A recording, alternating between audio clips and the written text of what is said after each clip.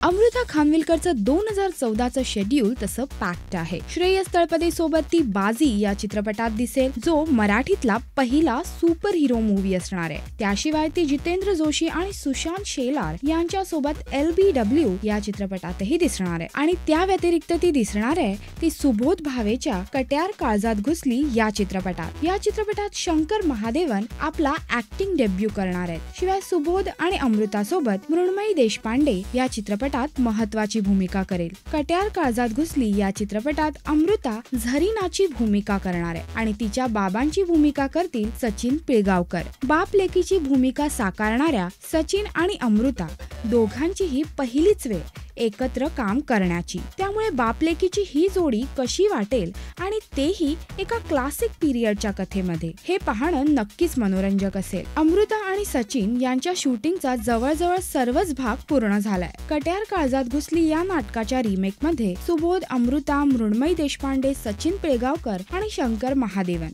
अशी मोठी स्टारकास्ट पाहायला मिळणार असं दिसतंय.